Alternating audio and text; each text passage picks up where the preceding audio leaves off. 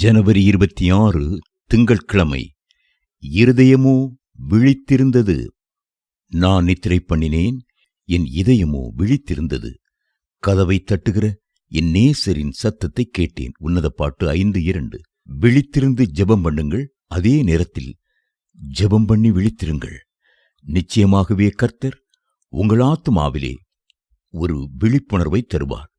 உங்கள் உணர்வுகள் எல்லாம் ஜெபிக்க வேண்டுமே, ஜெபிக்க வேண்டுமே என்ற ஜெபதாகம் கொண்டதாயிருக்க வேண்டும். குடும்பத்தில் சில தவறான காரியங்களை பார்க்கும்போது, சில வேதனையான காரியங்கள் சூழ்ந்து கொள்ளும் போது, கர்த்தருடைய பாதத்தில் ஜெபிப்பதற்கு தீவிரமாய் ஓடி செல்ல வேண்டும்.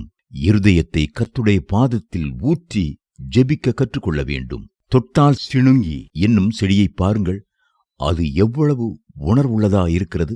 லேசாக விரல் பட்ட உடனேயே அது சுருங்கி மூடிக்கொள்கிறது. அதுபோல ஏசாயா தீர்க்கதரிசிக்கு உணர்வுள்ள ஜெபஜீவியம் இருந்தது. எனவேதான் உசியா ராஜா மரித்தவுடன் நேரே ஆலயத்திற்குச் சென்று ஜெபம் பண்ணி கர்த்தருடைய சமூகத்தில் காத்திருந்தார். இதனால் அவருக்கு பரலோக தரிசனம் கிடைத்தது. விழித்திருந்து ஜெபியுங்கள் என்று சொன்னால் இரவெல்லாம் தூங்கக்கூடாது என்று அர்த்தமல்ல. மனுஷருக்கு தூக்கம் அவசியம். நாளெல்லாம் உழைத்துவிட்டு வரும் மனுஷன் தூங்கி இளைப்பாறவே கர்த்தர் இரவை உண்டாக்கினார். ஆனாலும் உங்கள் ஆன்மாவிலே விழிப்புணர்வு தேவை. நான் நித்திரை பண்ணினேன், ஆனாலும் என் இதயமோ விழித்திருந்தது என்கிற அனுபவம் தேவை. ஆன்மாவிலே விழிப்புணர்வு இருந்தால்தான் நேசர் கதவை தட்டுகிற சத்தத்தை கேட்க முடியும். அவர் ஏதோ ஒரு முக்கியமான காரியத்தை உங்களோடு பகிர்ந்து கொள்ள வேண்டும் என்று விரும்புகிறார். ஏதோ சில வெளிப்பாடுகளையும் தரிசனங்களையும் தர விரும்புகிறார்.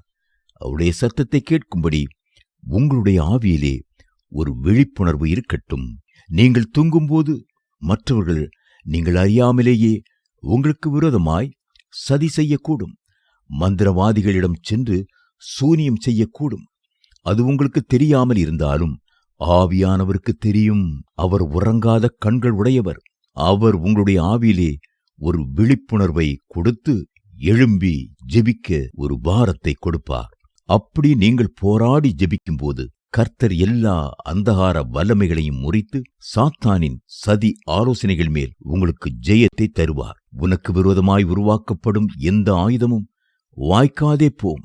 உனக்கு விரோதமாய் நியாயத்தில் எழும்பும் எந்த நாவையும் நீ குற்றப்படுத்துவாய். இது கர்த்தருடைய ஊழியக்காரரின் சுதந்திரமும் என்னால் உண்டான அவர்களுடைய நீதியுமாயிருக்கிறது என்று கர்த்தர் சொல்கிறார். ஏசாயா 54:17. தேவ பிள்ளைகளே, நேசரின் சத்தத்தை கேட்கத்தக்கதாக உங்களுடைய செவிகளில் விழிப்புணர்வு தேவை. இரவு நேரங்களில் விழித்திருந்து நீங்கள் ஜெபிக்கும் போது இரவில் உண்டாகும் பயங்கரத்துக்கும், பகலில் பறக்கும் அம்புக்கும், இருளில் நடமாடும் கொள்ளை நோய்க்கும், மத்தியானத்தில் பாழாக்கும் சங்காரத்துக்கும் பயப்படாதிருப்பீர்கள். சங்கீதம் 91:5-6.